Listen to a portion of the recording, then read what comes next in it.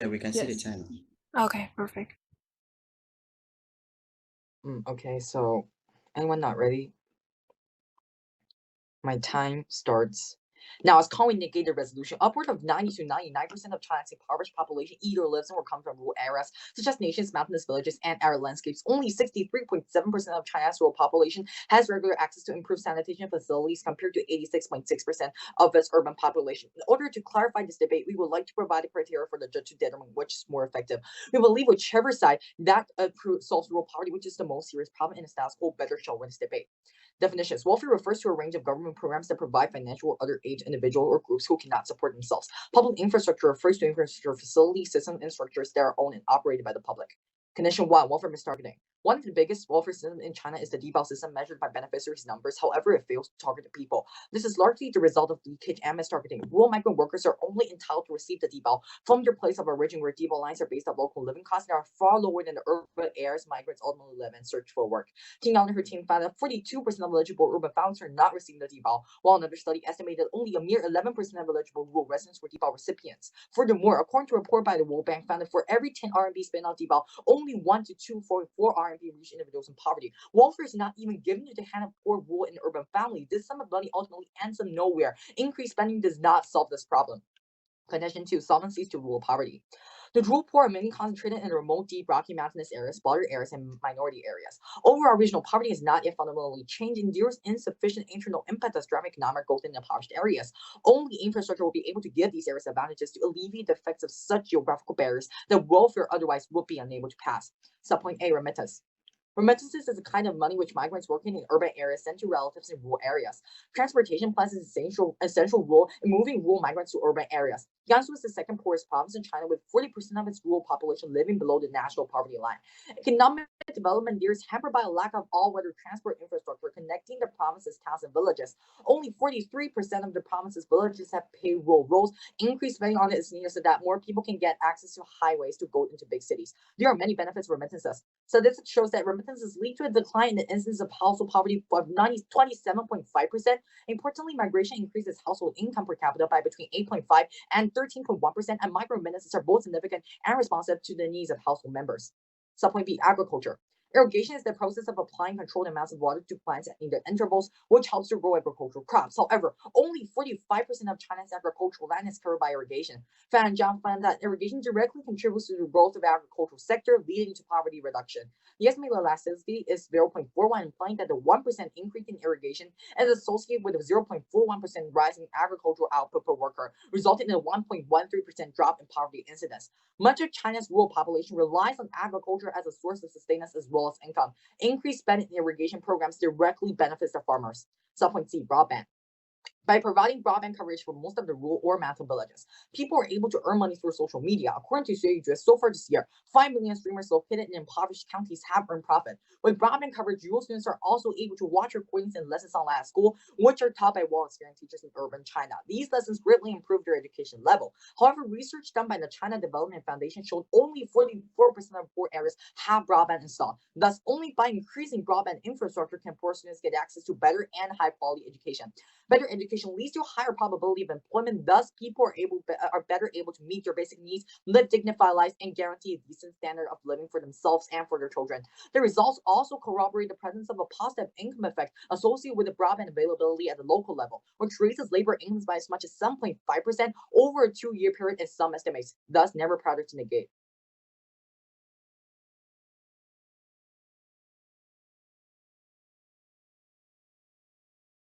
Okay, is everyone ready? So my time starts now. We affirm the team which proves that increased spending is more effective to help the poor in both short-term and the long-term should win today's debate. Contention 1, transitory poverty. The results obtained from 16,000 households confirm that transitory poverty is the dominant form of poverty in China and accounts for 91.7% of rural poverty.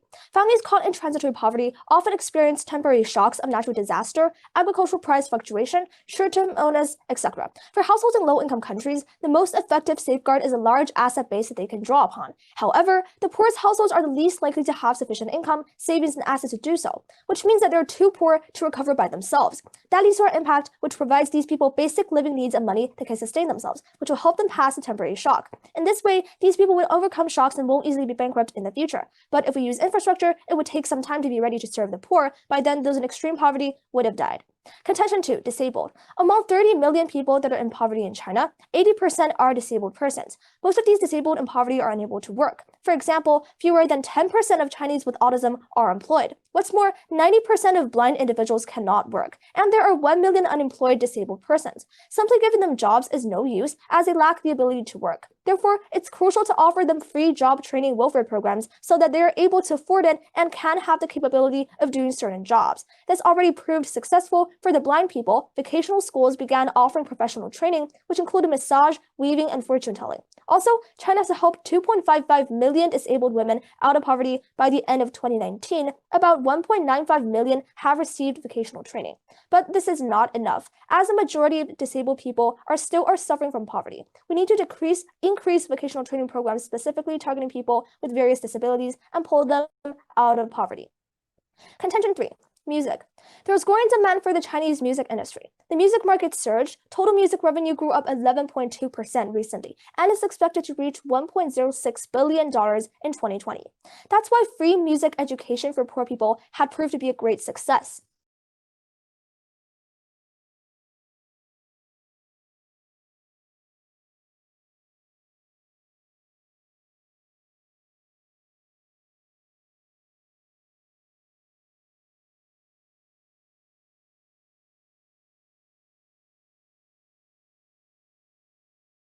In addition to employment for music thanks to welfare choir, which is a poverty alleviation project.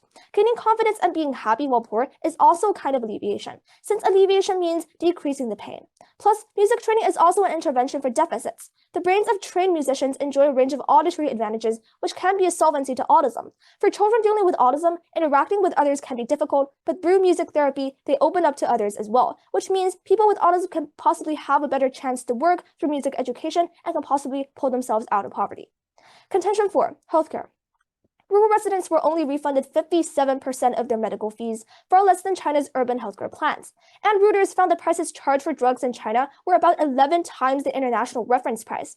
As medication prices in China are extremely high, diseases can also push poor families into huge medical debt, as official data show up to 44% of families pushed into poverty by illness. This is where our impact rolls out, as governments are adding expensive drugs into health insurance coverage. For example, Gleevec first entered the Chinese market, costing 23,500 yuan for a month's supply. In 2017, Gleevec was included in the country's medical insurance catalog, and patients now only need to pay 2,200 yuan by themselves. Plus, after government negotiations, 17 anti-cancer drugs were included in the national medical insurance list, and the prices dropped 56.7% on average, making it affordable for the poor people. What we should do is to expand the insurance coverage and include more expensive drugs that used to be inaccessible for the poor. Proud to affirm. Thank you.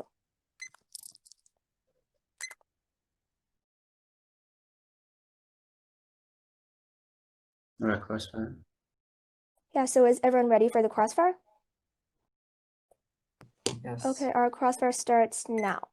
Okay, so how can you prove the deficit of healthcare since the NRC MCS coverage is as high as 95%?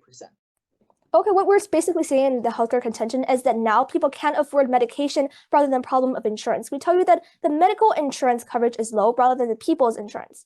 So these drugs are too expensive for people and they cannot really get to. How much is coverage I think today? it's How our much is question time. coverage? I think it's our question time.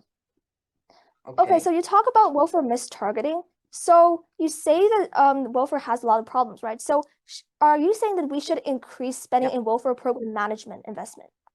Like, since there's a lot of problems in welfare systems, we need to fix the system, right?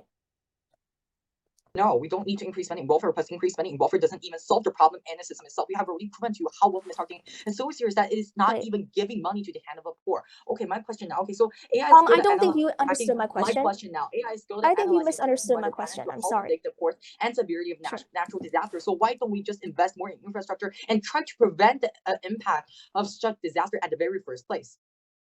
Okay, so how can infrastructure even prevent disasters? Because it's natural disasters, how can you supposed to prevent them? Disasters. We're not saying prevent disasters, but see, AI is good at analyzing and tracking weather patterns to help predict the course and severity of natural disaster. Why don't we just invest more infrastructure so that impact can be alleviated in the first place? Okay, so you are saying disaster management like programs so that they can predict disasters and let people be safe, right? Yeah. So this we is just need to invest actually poverty prevention project. It's not about poverty alleviation because you're investing in infrastructure so that these disasters can be predicted and so that these people will be alerted. But that is actually preventing poverty alleviation rather than alleviation. So our topic is talking about how you put people out of poverty rather than just like preventing them from falling in poverty. I would helping them to alleviate its Sorry, effects, it's like our preventing them question. from getting out of poverty. Okay, I think you Okay, misunderstood my question, my last question. So what I'm really asking is that you're saying that welfare systems have a lot of flaws. Does that mean we should invest in these systems to fix these systems and make them better? No, we don't, because we don't need to invest money in something that doesn't actually work, right? We only need to invest money in something that actually works. And I furthermore, mean, you we say don't that welfare like programs have flaws, right? I'm sorry you didn't answer the question. You think welfare programs are flawed, right? So in order to improve these systems, to fix the bug holes, in order to fix these holes, we need to invest in them, right? Like, for example, there's a management problem, right? You need to invest in these people, these administrators, so that they can have a better job and so they can work well, right? Like, how do you solve the problem with the money? How? Prove the mechanism. Okay, we're saying that many administrators are corrupt and doing these jobs badly because they don't have enough salary. So if we give them more money and invest more, maybe they will have a better job. What? And then you let them corrupt more? Is that so? No, we're saying that we should increase their working incentives and make them better through investing it and fixing the system by welfare. So this money is still not going to the hand of the poor, right? How does that solve mistargeting? Sorry, I thought your mistargeting point is about mismanagement. So because of mismanagement, there is mistargeting. No, what we meant by mistargeting is that money is not going to the hand of the poor. Can I have running prep, please? Thank you.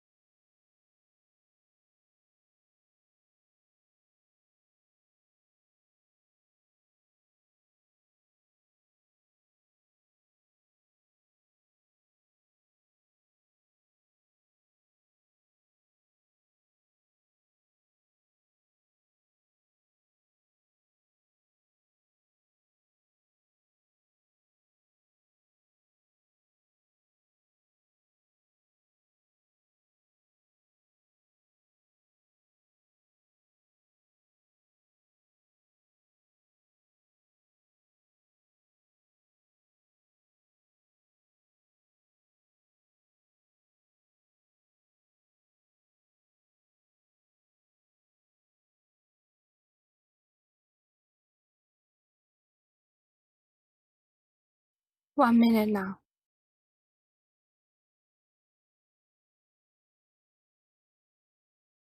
I think I caught running prep. Oh, okay. So I can start now. Everyone ready?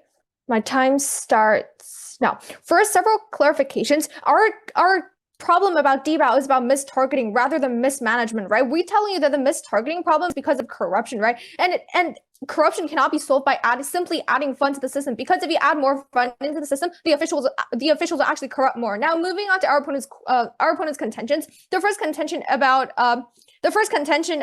transitory poverty. Okay, we're telling you that infrastructure prevents natural disasters in some way in the first place. For example, artificial intelligence is skilled at analyzing and tracking weather patterns to help predict the course and severity of natural disasters. Artificial intelligence technology will be able to detect earthquakes. This would allow the opportunity for the citizens to evacuate prior to an earthquake. Furthermore, AI can predict which buildings and roads will sustain the most damage throughout the disaster. Furthermore, we're telling you that if other natural disasters can be actually solved by forestation, right? The government has planted millions of trees since the 1970s and turned large swaths for formerly barren land into forests. The effort was undertaken mainly to control floods and erosion, but also has added the effect of combating global warming by soaking up nearly 500 billion tons of carbon dioxide each year. Furthermore, we're telling you if the natural disaster is actually floods, irrigation can actually solve the problem. Now, moving on to their second contention about autism, we're telling you that First of all, drawing on data from a survey of 7,414 upper secondary technical and vocational training school students in 2 provinces of China, a group of researchers find dropout rates as high as 22% in poor inland areas, suggesting major gaps and disparities in Chinese these vocational training classes dropout rates. Therefore, we're telling you it is not effective as 22% of the students actually drop out. Furthermore, we're telling you that despite efforts to promote over recent years, employers remain highly reluctant to hire people with autism, and the coronavirus-induced economic slowdown is only making things worse. A report published in 2014 suggests that fewer than 10% of Chinese with autism are employed. This report, moreover, was based on a survey of around 3,000 families selected by schools, nonprofits, and other organizations supporting those with autism, which are more likely to be actively searching for jobs for their children. Furthermore, we're telling you in southern state of Therefore, based on these reasons, we believe that even with vocational training, first of all, there are high dropout rates. Second of all, the people in society are unlikely to accept these accept and employ people with autism. Therefore, based on these reasons, we don't see why autism is effective. Now, moving on to the third contingent about music education, we're telling you that the current problem with education is not the lack of funding. So first of all, they're proving no deficit. Second of all, we're telling you that the current problem with education is not actually welfare, it's actually because infrastructure, right? As enrollment failed, the government merged schools to poor resources. Nearly 3/4 of rural schools closed as a result of the merging policy by 2015. Dropout rates doubled. Less than 10% of rural students go to high school.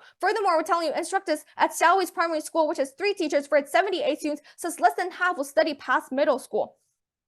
We're telling you that many of students drop out even in middle school because they have to travel long distances to schools. And furthermore, our second link will be teaching quality. One teacher facing 200 students is really common in these rural areas. Only by building infrastructure can we actually attract more teachers, and building more schools. That is how we can attract these dropout students and teachers.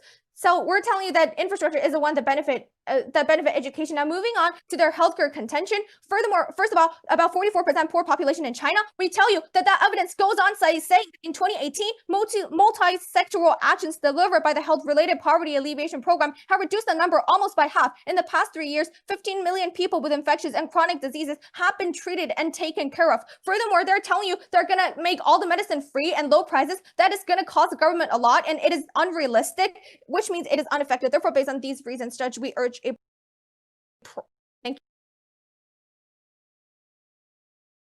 I'd like to call for 1 minute of prep time. All right.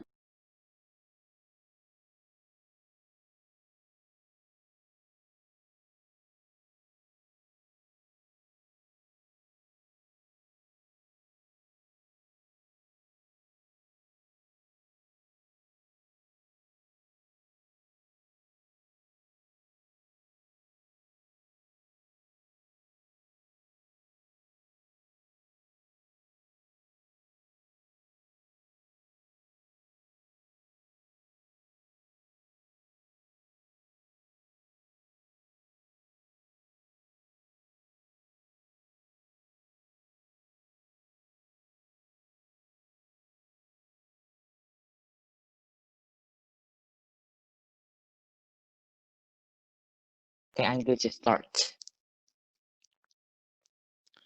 So everyone ready? So my time starts now. First, let's look at our opponent's first contention, which is about targeting on the welfare. And I have several responses. First, actually linked to, and the debug actually really works. The World Bank data indicates that the policy of debug has helped lower the poverty by 6.5%. And furthermore, we tell you that increased spending is needed for more welfare to be targeted more accurately. As James G. Bennett from the Development and Cooperation, the targeting accuracy is most commonly measured in terms of inclusion errors and exclusion errors. Part of the problem is that ensuring accuracy increases a program's cost. Accordingly, Hossein, from the scholar from the Hohenheim University, has stated that the higher the method accuracy, the higher the cost of the implementation, or vice versa. It shows that what we need for increased spending to make it more accurate, but not just totally not increase spending on these programs. And moreover, we tell you that the only increased spending can the government should improve the whole system and make it better managed. And not all the welfare system are like debug, as our opponent has mentioned. And move on to our opponent saying about those AI disaster management several responses. First, actually, the only prevention but not alleviation of poverty, which is are not counted in today's debate. Secondly, we tell you welfare actually more needed as the governmental compensation and of agricultural losses are only about 40% to 70% of the previous year's income. Thus, we did not see why we just only increase spending on those infrastructure, but here we see the welfare is far more needed. And moving on, they also mentioned about deforestation. Also, just one response. It showed the relocation actually really harmed the vulnerable, which did not help to poverty alleviation. Because the data collected among environmental migrants from the province of Ningxia shows that the most suffer from a sharp reduction in terms of housing size and a substantial increase in living expenses. Furthermore, access to those basic social services like healthcare and education are not considered enforced. Thus, we need increased spending for them in the welfare state, but not infrastructure for forestation anymore. And now let's move on to our opponent's connection about migration and those remittances. First, it did not benefit in the long run at all. Ultimate migration has caused the land scarcity and rising costs of agriculture and the shortage of labor caused by the migration. Remittances did not contribute to the village development or the establishment and maintenance of the village services. Thus, we did not see how it can actually benefit those villages in the long run. They're only harming those villagers, and they're harming those rural poverty to actually increase in the future. Furthermore, we tell you that the migration actually did not help because they're still poor. In 2016, 2.3 million migrant workers reported their wages are in arrears. And according to Arthur Hossein Asian Research Center, the incidence of poverty amongst the immigrants is around 50% higher than among the locals. Thus, we see that these people, the migrants, actually are still in poverty. So how they can actually give remittances, we don't see the link behind it. And our opponent's next contention is about agriculture. Several responses. First, the welfare actually more needed. According to my analyst for the Ministry of Agriculture and Rural Affairs, the current government policy only focus on how to grow and how to sell more agricultural products, but did not directly address a farmer's long-term welfare. Rural income has been declining since 2014, fallen by another 20% in the first half of this year. And the rural resident said who pays 100 yuan per year over 15 years till the age of 60 would be entitled monthly benefit paying by no more than 90 yuan. Thus, we did not see how it can actually benefit for those rural poverty, since they are still in poverty and they're making it even worse by investing into agricultural infrastructure. Furthermore, they mentioned about irrigation, but we tell you there's an overuse in irrigation. A report by FAO shows that the intensive use of groundwater resources have resulted in lowering the water tables up to 300 meters. And they added the groundwater in extraction in the northern provinces was unsustainable, as the water was being consumed faster than they could be replenished. Thus, we did not see how this plan actually really sustainable in the future, and they're just making the matters just worse. And I lastly mentioned about those online education responses. First, they're actually really lack of those phone access, and China has a population of 1.4 billion, but there are only 926 million mobile users are there currently in 2020. So our opponent is only building a platform, but without welfare that we're giving them money to buy phones, they can still not access to the online education. Furthermore, we tell you the welfare actually do better in the case of Prosperity. Research found that typical young persons opposed to programs for 7 years ultimately complete 3 more years of education, 37% more likely to be employed. Thus, that's we're proud to affirm. Thank you.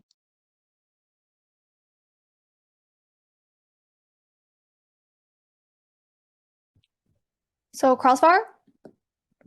Okay, 3 minutes starts now. Can you prove, first of all, the deficit of transitory poverty? Why we have this burden?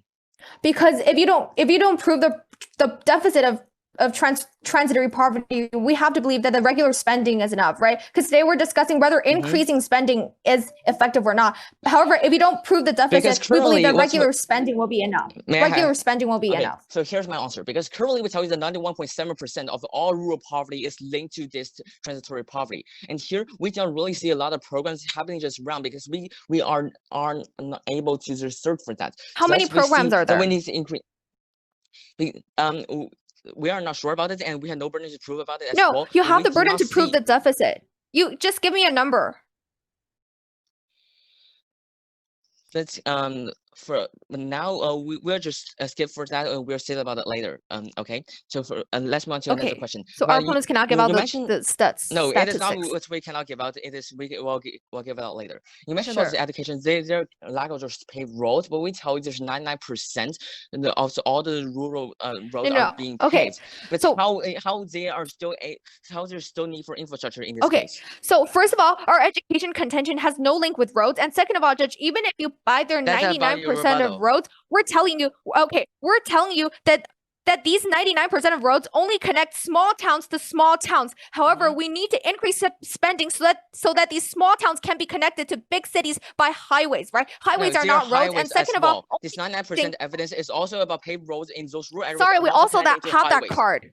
We also have that card. But that And card clearly furthermore, stated we're it's telling about you highway that as well. that specific piece of evidence says that connecting townships to small towns. It's not connecting small towns to large cities, right? We need to connect these small towns to large cities so that these people can migrate to other areas. But So it's about we believe it's your our turn. rebuttal We toward believe our it's our education turn to point. ask a question. Sure, you may Your ask it. in a rebuttal to our irrigation contention, you mentioned about government does not address farmers' long-term solvency. So why isn't irrigation long-term solvency? Because that increases their yields. Okay, fine. Because what we're telling you is about your saying about the irrigation, and also it comes as part of agriculture. Because what the government is focused right now is how to grow more crops. But they're not concerned about farmers' their own interests. You're not alleviating poverty. You're just increasing those crop yields. We are giving. They're so-called increase their income, but you didn't really care about other of these welfare needs, such as pension and etc. Here, what we're telling you, they are really lack of it. We are giving them pension. Okay, we're giving them But pension. then we can see the They pension is fully coexist. lack, but they have only 90 rand. Sorry? Because what we're telling you already, there are already severely lack of these systems. Because first we tell you, after we're telling you that we are currently lacking in irrigation. We're telling you that only 45% of China's rural lands are covered by irrigation. However, you But prove according no to the deficit. card, it shows that the satisfaction rate is from 50% to 75%. If we reach this 50%, it's already enough. Thus, we are just pursuing for the current society, but not for increased spending. Thank you. 45%.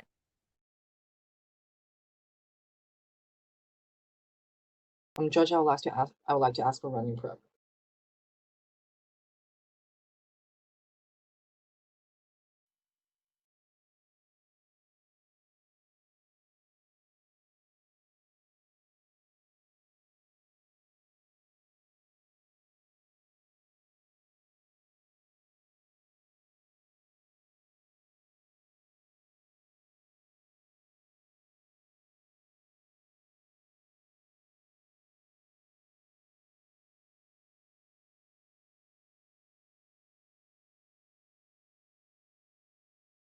Okay, I guess I can. Okay, anyone not ready? My time starts now. Okay, like talking about several issues before I start on a flashpoint. So first, we have to mention that our opponents indeed have to burden to prove the deficit, because this resolution asks us whether we should increase spending. If our opponents don't even tell us about the deficit, if our opponents don't even prove the existence of the deficit, why don't we just use regular spending instead of increased spending in a program? And also just several answers to our opponents' rebuttal just now. Okay, so first about mistargeting, like simply saying default work doesn't mean mistargeting does not exist. That amount of money don't go to the hand of the poor, and so many poor still don't receive the money. And also, our opponent provided only one solvency to this. It is increased spending. Still, we don't see the mechanism about how increased spending can actually solve the problem of mistargeting. And second, remittances. Our opponents mentioned that remittance doesn't benefit the village, but we have already told you how it would decrease a person's property instance by 27.5%, which is completely topical. Furthermore, our opponents said that agriculture overuse, maybe there is an extreme case about overuse, but the deficit is still existing. We tell you how there are only 44% of lands covered by irrigation. That is why exactly we need to increase irrigation coverage so that the output per worker can be increased. And last, e-commerce. Our opponents mentioned that we are only building the system, but how do we even have e-commerce if there are not the concept building the system for you? Okay, starting on specific issues in today's debate. So first, our opponents mentioned that like people still lack pension, but see, I have card here saying that Center for International Social Security Studies at China's Academy of Social Sciences reported that individual had household assets worth only 270 billion yuan at the end of 2011, even though 2.5 trillion yuan have been actually paid to them. That shows that increased spending is not the key solution to the problem. What we need to do is money distribution. Our opponents are not solving this problem by simply increasing spending. Okay, second point about disasters.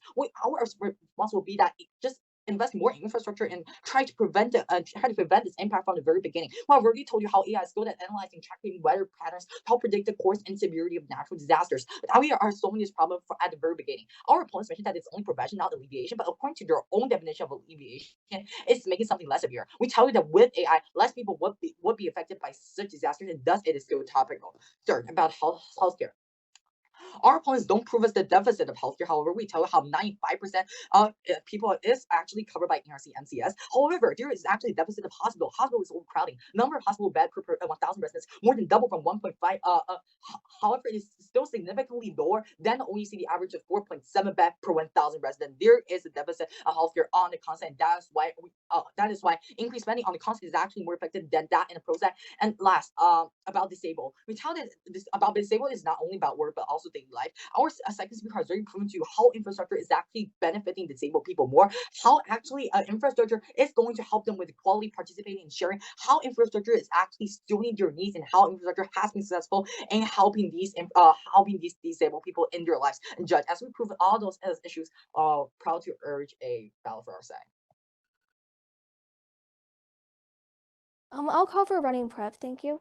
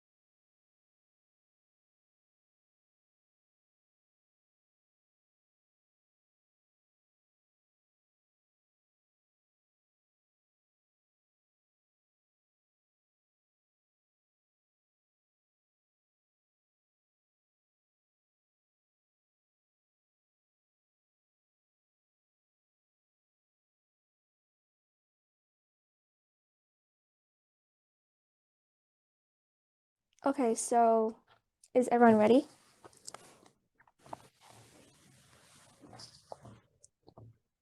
So my summary starts now. First, let's see how our opponents rebutted our points. First, about transitory poverty. Our opponents keep asking for deficits, but what we tell you is that 91.7% of people are in transitory poverty right now and still suffering from it. We don't see any government subsidies given to them. That's why they're still in poverty. And the only and most efficient solution is to give them money and pull them out of poverty. Plus, this is not only about disasters, as our opponents mentioned. This transitory poverty also include instant price fluctuations and sudden illnesses. Thus, it didn't rebut our contention as a whole. Also, they talk about AI, which can predict disasters, but 91% of these people are in poverty right now. How are AI, which can predict disasters, supposed to benefit these people that are in poverty right now? Thus, we see that the actual solution is to pull them out of poverty through welfare. They cannot achieve that through infrastructure. Second, about disabled people, our opponents never really addressed this point. What we're saying is that these people who are unable to work need welfare assistance and need job training so that they can have the capability to work. We don't see how infrastructure really benefits these people since they're not even able to work. How can giving them jobs or giving them any facilities help this problem? And third, about music, on our opponent about music education. Know that our opponents never provided direct and unique responses to our music benefits, but rather did totally as education, which means they ignored our job creation and autism benefits, and they dropped these impacts. As they responded to their contention by saying that first, we never proved deficits. Well, we say that 95% of students drop out of college due to high financial costs. Their second response is how three and four rural schools are closed and there is a lack of infrastructure. But we tell that the reason and mechanism behind that piece of evidence is that these schools have been vacant and useless in remote areas. That's why governments closed in the schools in the first place. And they never gave out evidence about how many students actually drop out because of lack of schools. That's failing to rebut our contention. And fourth, about healthcare. Our opponents said 15 million people with chronic diseases were treated and taken care of, but they never mentioned whether these are poor people or not. And also, they still ignore the 44% of people pushed into poverty by illness. 16.6 million people are in poverty right now, which means about 8 million are still in disease. And we need to help these people. We've also mentioned numerous benefits of welfare. The prices dropped 56.7% on average when we give medication health and coverages. And what we should do is expand the insurance coverage and include more expensive drugs that used to be inaccessible for the poor. poor. Our opponents also say that there's a lack of infrastructure in healthcare, but we tell that the number of hospitals actually grew by 91% from 2003 to 2019, which means this problem has been solved, and the sole problem here is welfare. Moving on to some offense, our opponent's first point is about mistargeting and about welfare. So they say that they only talk about DBAL, which means that they actually fail to prove there's any corruption in any other welfare programs rather than DBAL. And also we told you that DBAL actually lowered poverty by 6.5%, thus it is actually working. The second point is about remittances. Well, we tell that they said in their constructive speech that it declines household poverty by 27%, and there's an 8.5% decrease in poor migrants. So if there is already a decrease, why should we even increase spending in this issue? And then about agriculture, they say they said about irrigation. What we tell you that it wastes water resources, and it's lower water by 300 meters, and so this is unsustainable. As for the last point, we tell you there's a lack of phones, and welfare is the prerequisite since we need to give them phones. Never prouder to oppose. Thank you.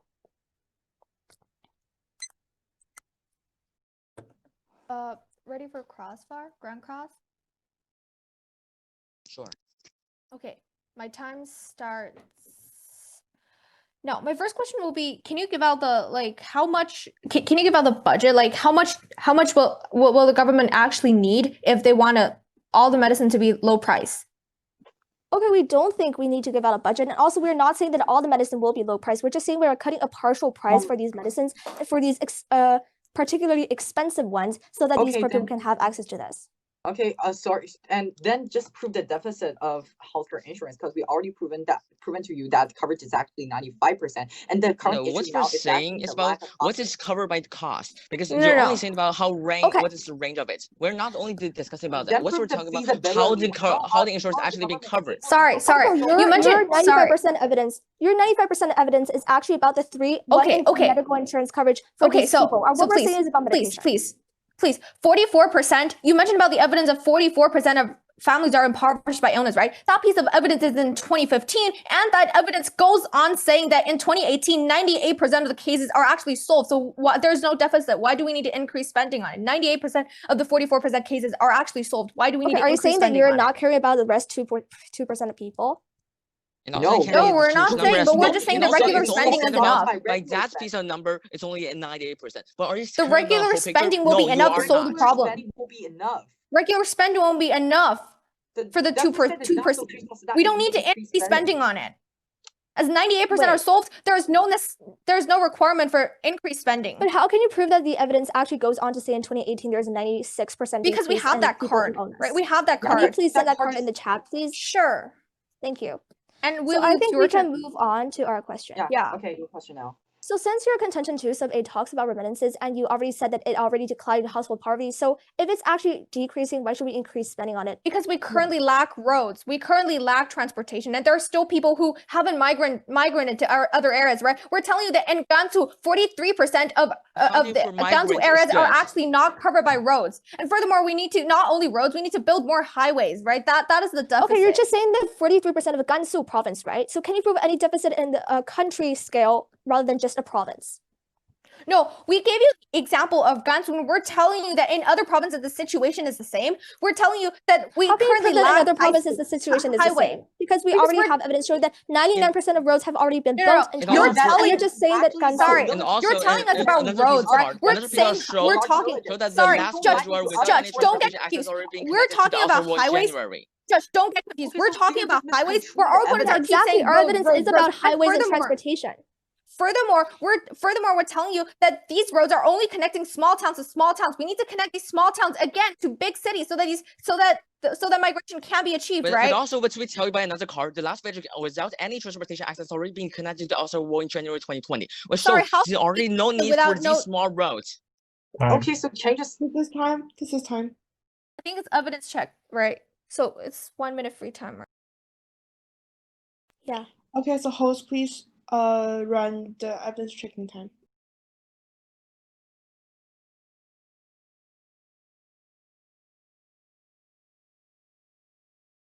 Sorry, whose evidence is being checked? Because our opponents said that after the 44% evidence that we given out, there's a 96% decrease in people impoverished by illness. So we're checking that evidence. Okay, so they already found the evidence. Okay, thank So you. I think pro prep time needs to Or con-side or pro-side. con-side final focus. Do you want to start or you want to use our prep time? Okay, sure. But I don't think we're using con prep time because it's pro is checking the evidence, right? Why is using con prep time? But like, if you do not want to use our prep time, you need to start our final focus right now, cause they're using it as Oh. a 6 second. Oh, Yeah. okay, You okay. I'll understand the logic here? call rest of my prep time. Sure.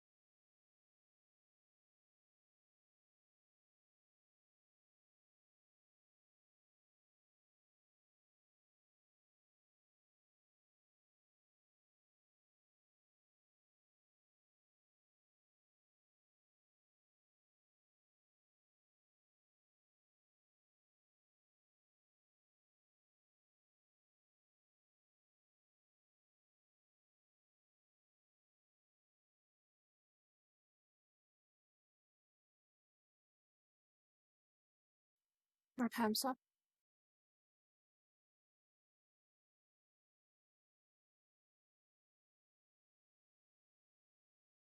Okay. So are there anyone not ready? 2 minutes starts now. As the final focus of the concept, I'd like to list the main voting issues in today's debate and to show the judge why you should feel comfortable voting for the concept. The first one about rural poverty, about remittances. Our opponents tell you we gave you no deficit. However, we're telling you we're currently lacking roads and lacking highways. We gave you the example of Gansu, right? Our opponents gave you the evidence about how 99% of roads are built. However, that's only connecting small towns to small towns. That won't make a difference. We need to connect these small towns to big cities so that these people can successfully migrate to other areas. And furthermore, we're telling you that the benefits of remittances is already very obvious. Although we currently still lack roads, it actually decreased poverty incidence by 27.5% and 13% increase in wages. Our opponents basically agree with that point when they address this piece of evidence. Furthermore, moving on to e-commerce, they tell you how we currently lack phones. However, we're telling you the broadband is a prerequisite to access to these online benefits, right? We're telling you that only 44% of rural areas are actually covered by broadband. Therefore, we need to increase spending on broadband access. Our opponents gave no rebuttal to that. Second one, about education and training, we provide you 3 links about how infrastructure can actually benefit education. First one, increasing teaching quality, which is attracting more teachers. Second one, lack of schools. And third one, about broadband. Our opponents contradict themselves by saying how the disabled people cannot work, but then they say that they can provide the disabled people with vocational training so that they can find a job. That is a contradiction. Furthermore, we're telling you because of the lack of schools, less than 10% of rural students actually go to high school. That's a high dropout rate. Our opponents only provide you 1 link about how they can benefit education. Therefore, we believe we win this clash. The third one about natural disasters. First of all, they gave no deficit. Second of all, we're telling you that infrastructure can actually reduce the effects by artificial intelligence, forestation, and irrigation. Our opponents tell you how irrigation is overspent. However, we're telling you that the benefit is already obvious, as 1% increase in irrigation leads to 1% decrease in poverty incidence. And the fifth one, medical, we're telling you that 44% in 2015. However, the evidence goes on reading that 98% of cases are actually solved in 2018. Therefore, we see no deficit, and we don't see why regular spending won't be enough. Therefore, Judge, based on these reasons, we urge a con ballot. Thank you. I call for all my prep time.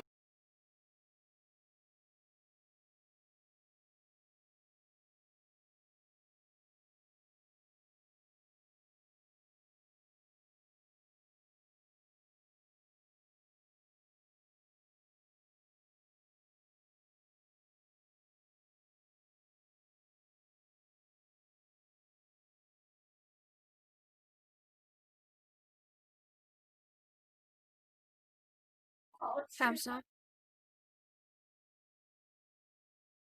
Okay, sure. I will like to start. So everybody not ready? So my time starts now.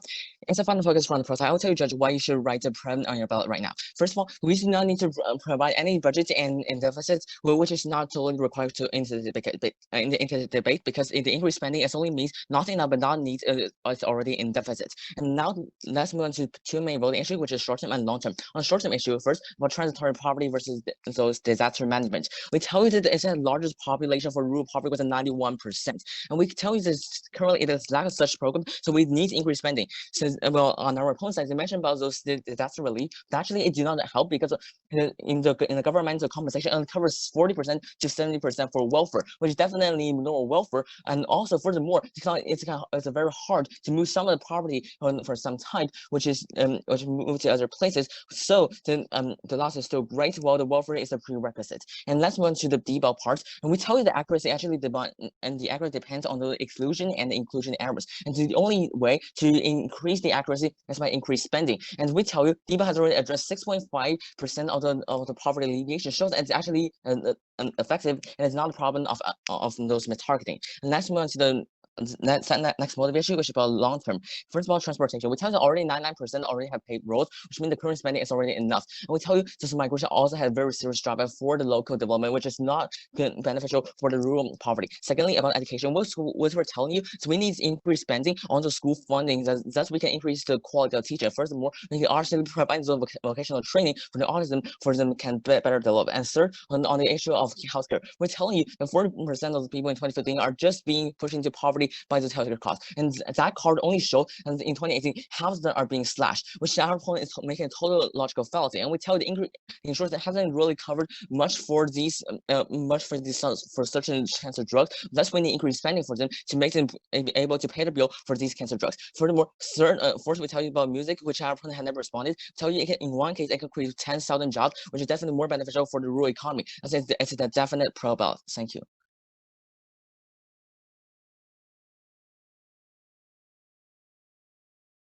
Thank you guys for such a wonderful debate. So kindly give the judges a few minutes to come up with their decisions individually. Yeah.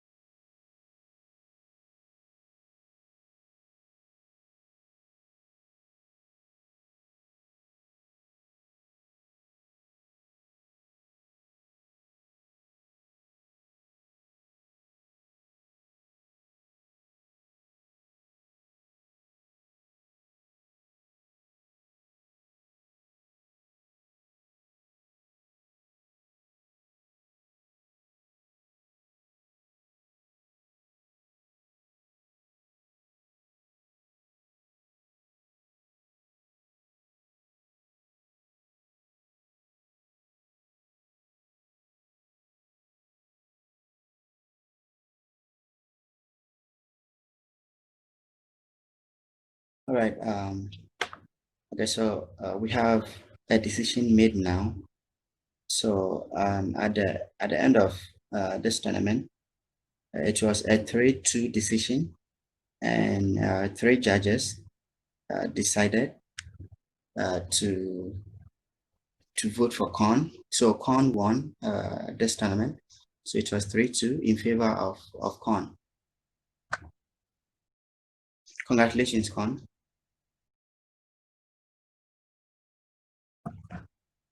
Yeah, so I will just start with my oral feedback. So I vote for pro, and I think for me this is a pretty clear debate. So basically, I made up the decision till the summary speech. So I will give some individual feedback first. So first of all, to pro first speaker, I think your delivery is brilliantly done, and facts provided are very significant and have supporting evidences.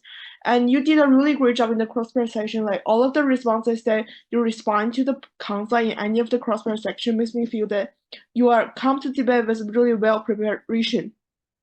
And also, I think that your summer speech is really rough, and you could point out the clashes clearly. And for second speaker, so first of all, I think your mistargeting point could be further elaborated and further explained. And I think you did a really great job. You gave a really nice rebuttal, and you were well informed, and the use of logic for me is very persuasive. And you give a lot of supportive examples in it.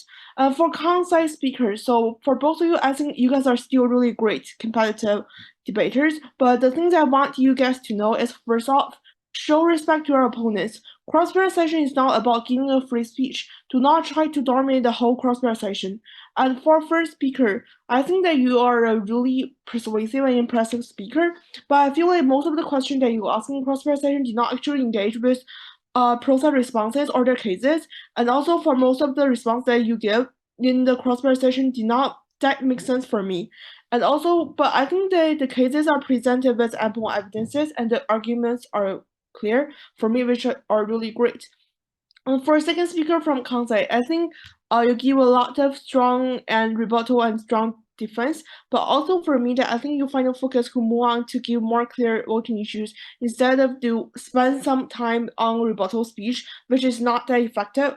And for me, there are basically 3 voting issues for me. The first one is about effectiveness and education. So pro side claims to me that giving the money is the only direct and useful way for alleviating the poverty because the tuition fees could not be afforded in the current issue. And Kang gave us by saying that they could have AI to predict, which for me does not have any direct linkages with the resolution.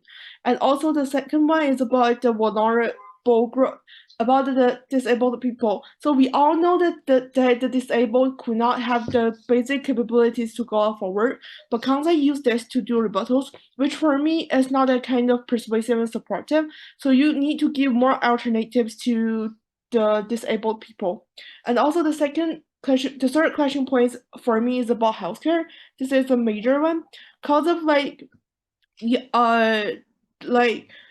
pro wins this question points for me is because they give a clear evidence on that. Because of Kang claimed that there are lack of infrastructure, but pro gives us the evidence about 91% of infrastructure has already built. And also the current issue is on medication and health coverage, which I think is really solid for me. And also for most of the rebuttal that Kang gives to pro, like the mistargeting point about debug will have corruption, I did not see any really clear direct linkages after the rebuttal speech, and you did not actually have any follow-ups on that. And also about agriculture and no funds this point, you said that you will bring some of the jobs through it, but the point is that pro has already said that they will give them funds because of they don't have any funds, so welfare will give them funds. And that's all for my oral feedback. I think this is a really close round for me to judge. So till summer speech, I finally made up my decision. And I think congratulations to both sides for breaking it into finals. And it shows that you guys are really great.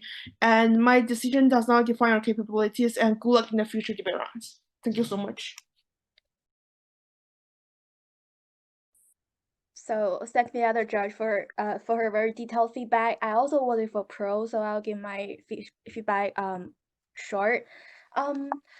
Yeah, this is a very close debate, and I can see why the other judge voted for the con. The reason why I voted for the pro is because so in generally speaking, I believe that there clashes goes down to two voting issues. That is, first, what's the actual effect at alleviating poverty? Which side has better effect at doing this? And also, which side can give more justification on why the more spending is necessary? So what Pro done, I give credit for Pro for doing for stressing the urgency of the current situation. They say that because you see on Pro side, they say we can see that people are suffering, like these disabled people, these people who can't pay for their medication. These people are suffering, and they are very urgent problems. So that only by the welfare system, welfare and pensions, so can they get immediate help. So this is a very huge advantage on Pro side. That is our time frame. We can our effect actually come very direct and very efficient. So and I really like even Pro stress the urgency of the current status quo. So and also I think that Pro team is quite clever because by pointing out that actually Con team's case is based on our welfare system. For example, they say that they have to first of all have the money to buy the phone so as to connect to the internet, so as to have all those good economic benefits on e-commerce. So and also like, okay, we also have to get the funding first to improve our education in rural areas. So I think it's very clever by pointing that out. And also, also by pointing out the current solution, some of them are unsustainable, or say not economically efficient. So yeah, so above all, the Con team case, okay, so another clash is about the justification. Why more spending? So the Con team is very clever by saying that the Pro team, what's the problem in the Pro team is that they are mistargeting people. So simply by more money may not help. But I heard in the later summary speech or crossfire that they say that actually they can only improve if only we give them more funding. So and then I guess, oh yes, so this point actually goes to Pro because of that. So basically that's all from me. So let's see what the other judge wants to talk about. Okay, I'll go next. I voted for the Con team. I was one of the 3 judges that voted for Con.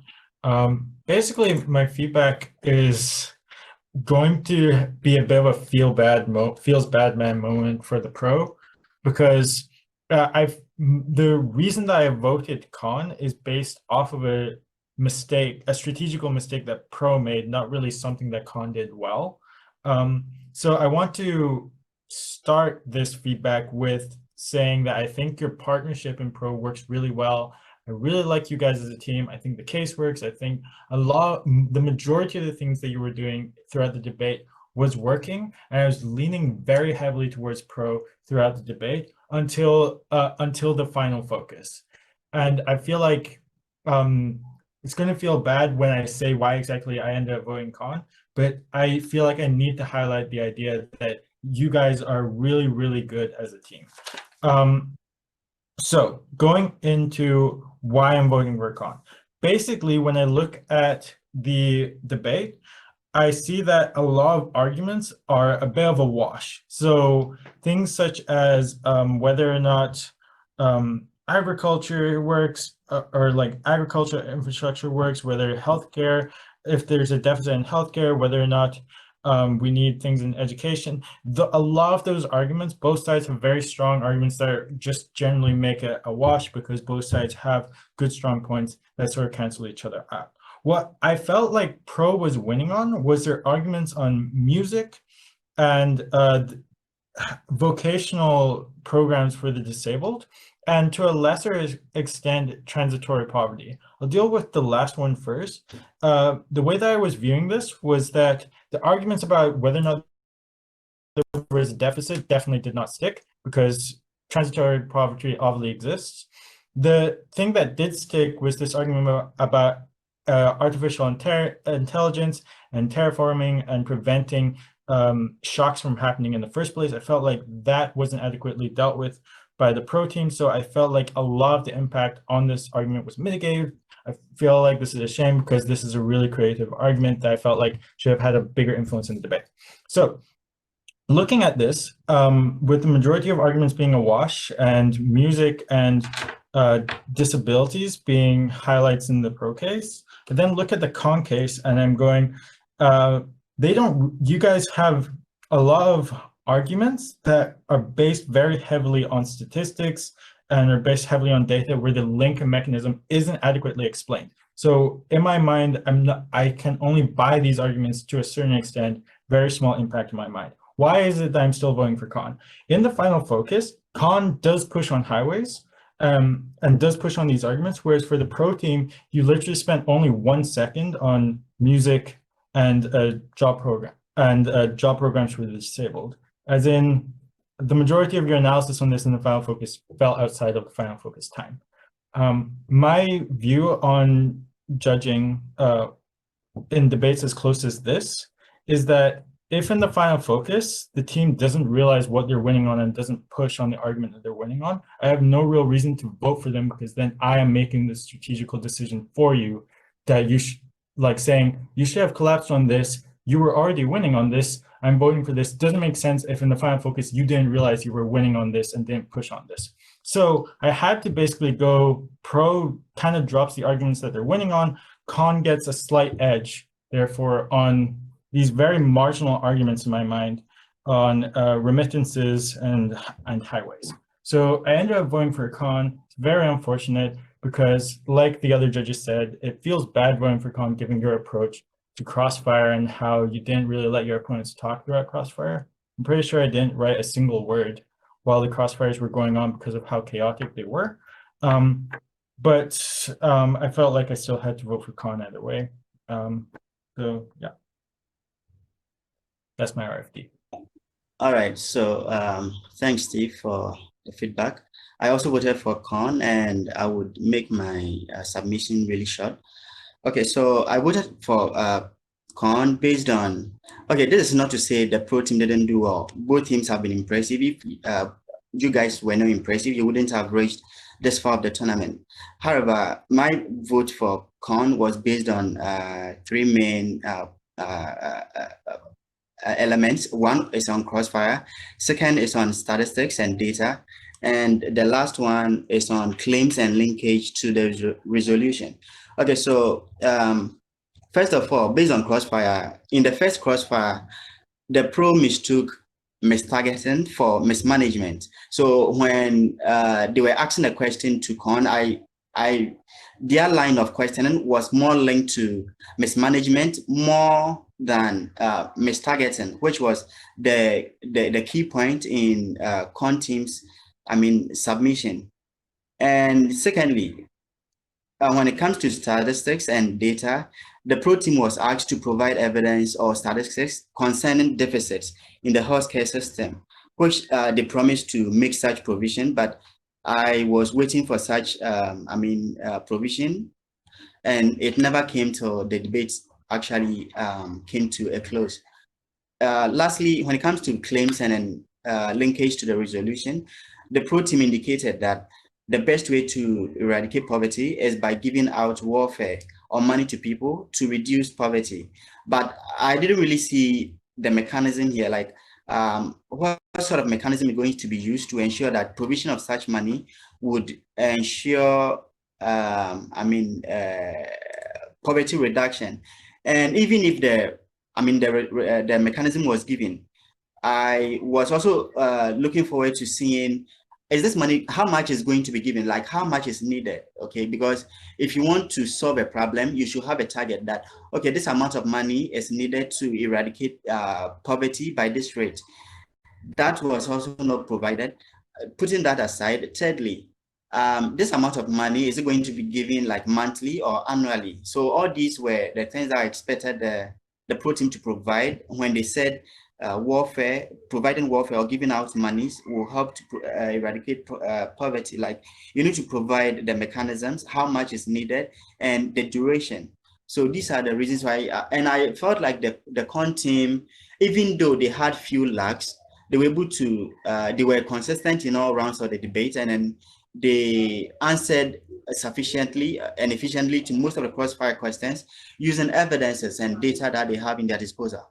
And congratulations to both teams for reaching this far, and most congratulations to Con for winning. Thanks. So I have like two like short comments. I voted for Con, and I think Pro Team did not do well in rebutting their first contention on mistargeting, and only till summary speech that the first speaker on the Pro Team mentioned something like, "Oh, there are other programs besides from Debao," but you didn't tell me like what other programs are there. And the fact that Debao is effective in alleviating poverty doesn't mean that mistargeting does not exist. So I still have reason to believe that, 90% of the found in Debao is lost in the process. So for me, that takes out some of the impacts on the pro side. And also, I don't think it's very strategic for pro to respond to Con's rebuttal on transitory poverty by saying it is like the prevention of poverty is not like an alleviation of poverty, right? Like, because prevention in another sense, like in a sense is a long-term prevention, is a long-term alleviation, right? Like, so people will not fall into poverty in the future. And I feel like you guys should bring on, like in the rebuttal, you guys should mention something like, the first speaker did in the summary speech, something like, wait, what did you say again? Like there are other types of transitory poverty, not only due to natural disasters, but also due to illnesses and stuff, which is not addressed by the Con rebuttal. So I feel like Pro did not do a very good job in rebuttal, but Con like wins slightly over, I would say. Yeah, that's my decision. That's the reason behind my decision. Thank you. Thank you, judges. Thank you. Thank you, Thank you for judges. judging.